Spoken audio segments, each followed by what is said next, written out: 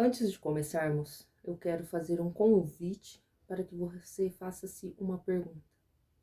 Mas não quero que você responda essa pergunta para mim. Responda apenas para você. Você já teve a sensação de que reage de um jeito que nem consegue entender em certas situações? Como se alguma situação mexesse com você mais do que deveriam.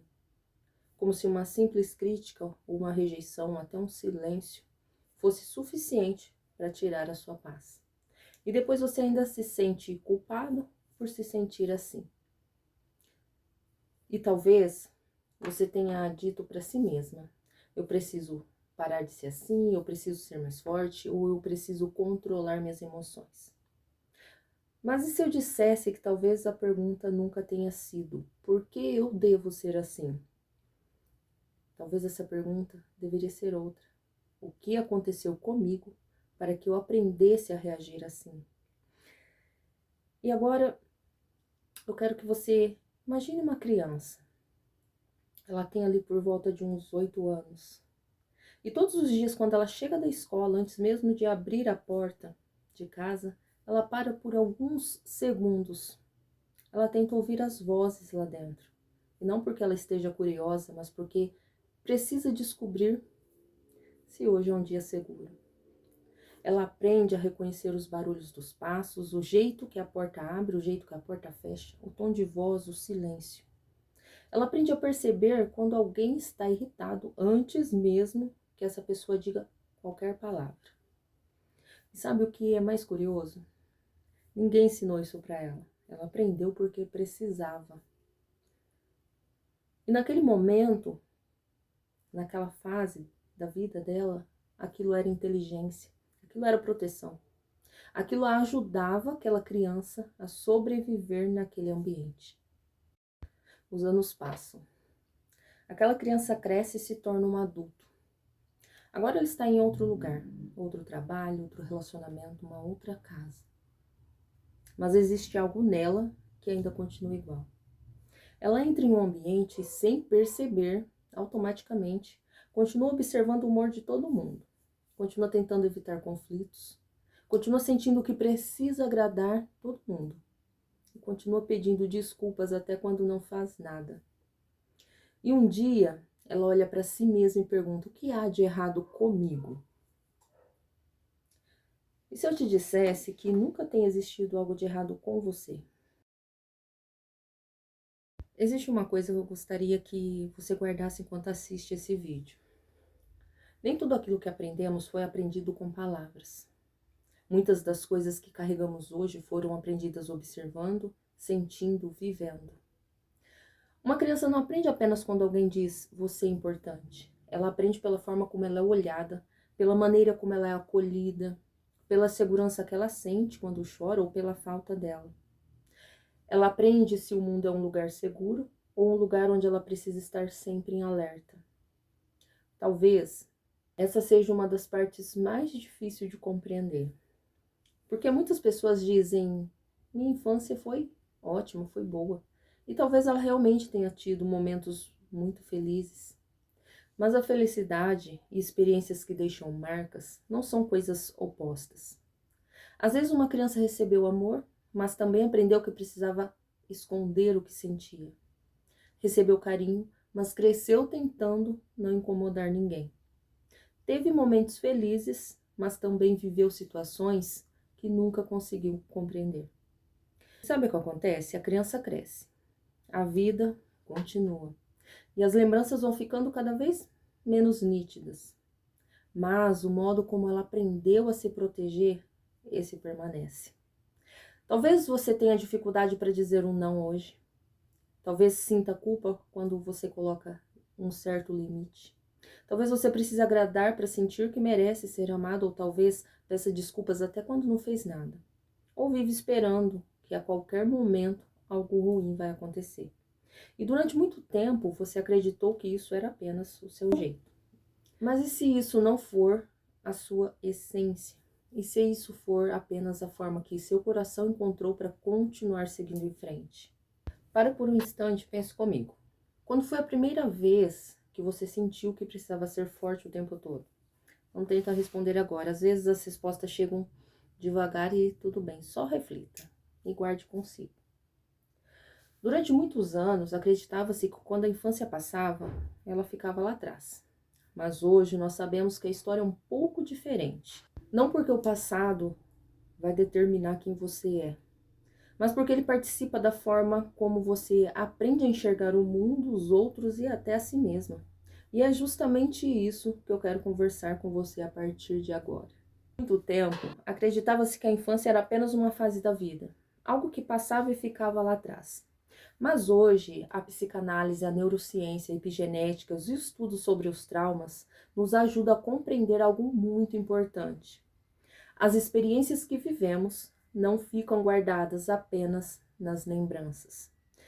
Elas também ajudam a construir a maneira como percebemos o mundo. Agora imagine uma criança que cresce em um ambiente onde nunca sabe qual será a reação dos adultos. Em alguns dias existe carinho, em outros silêncio, gritos, críticas. Total imprevisibilidade. E sem perceber, o cérebro daquela criança começa a aprender uma única coisa. Eu preciso estar sempre atenta, sempre preparada. E isso faz total sentido, porque naquele ambiente, prestar atenção em tudo era uma forma de proteção. Anos depois, essa criança já é adulta, mas o cérebro continua fazendo aquilo que ele aprendeu. E não porque existe um perigo naquele momento, mas porque um dia estar atento e preparada foi necessário. Talvez seja por isso que algumas pessoas se assustam facilmente, ficam tensas sem perceber o motivo. Interpretam pequenos sinais como grandes ameaças ou sentem dificuldade de relaxar. E não porque elas são fracas, mas porque o corpo aprendeu a ser assim. O psiquiatra e pesquisador Bessel van der Kolk costuma dizer que o corpo guarda as marcas daquilo que a mente tenta esquecer. E essa é uma ideia muito importante, porque nem sempre lembramos de tudo o que vivemos, mas às vezes continuamos reagindo ao que um dia aprendemos. Na psicanálise, Freud observou que muitas experiências continuam influenciando nossa vida mesmo quando não estão presentes na nossa memória consciente. E mais tarde, outros autores ampliaram esse olhar, mostrando que aquilo que não foi compreendido muitas vezes continua aparecendo nas nossas escolhas, nos nossos relacionamentos e na forma como nos vemos. Isso não significa que estamos condenados a repetir nossa história. E essa talvez seja uma das coisas mais importantes que eu quero que você leve deste vídeo. Deixa eu abrir um parênteses. É justamente nesse ponto que muitas mulheres chegam até mim. Elas já entenderam racionalmente muita coisa, já leram livros, assistiram vídeos, já tentaram mudar sozinhas. Mas continuam percebendo que, diante de determinadas situações, o corpo reage antes mesmo que elas consigam pensar. É por isso que na mentoria nós não ficamos apenas tentando entender a história, nós trabalhamos para que essa compreensão se transforme aos poucos em uma nova forma de responder à vida. Porque compreender é essencial, mas viver essa transformação é um processo. E existe uma pergunta que talvez seja mais importante do que todas as outras. Se tudo isso foi aprendido, será que também pode ser reaprendido? Transformado? E é exatamente sobre isso que vamos conversar a partir de agora. Aí se você chegou até aqui comigo, já se inscreveu no canal, já ativou lá as notificações, há uma pergunta que costuma surgir quando entendemos tudo isso. Então quer dizer que eu vou ser assim para sempre? E a resposta é não. Porque existe algo muito bonito sobre o ser humano. Nós aprendemos, mas também podemos reaprender. E durante muitos anos acreditava-se que o cérebro era praticamente imutável depois da infância. Hoje, a neurociência mostra algo diferente. Nosso cérebro continua criando novas conexões ao longo da vida. Isso é o que chamamos de neuroplasticidade. E não se preocupe com o nome.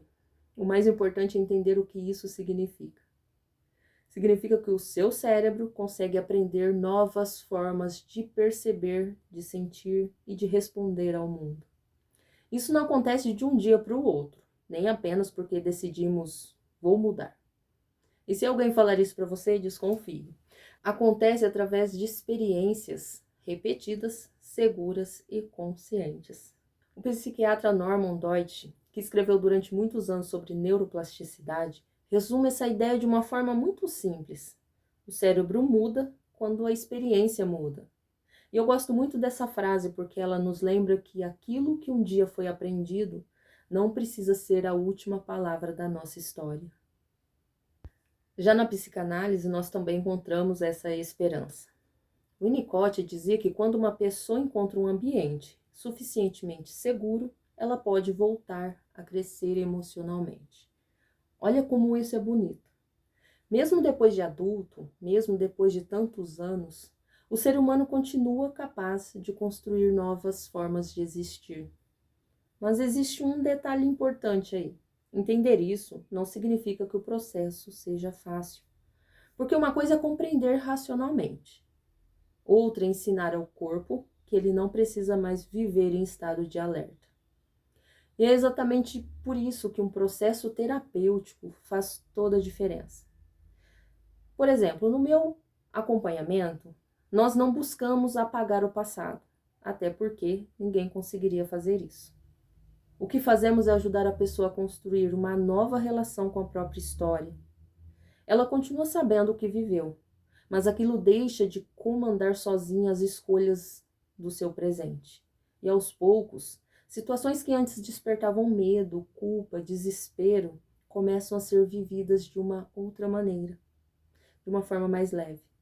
E não porque a história mudou, mas porque ela mudou a forma de responder à história. E talvez essa seja a mensagem mais importante deste vídeo. Você não é a criança que precisou sobreviver àquelas circunstâncias.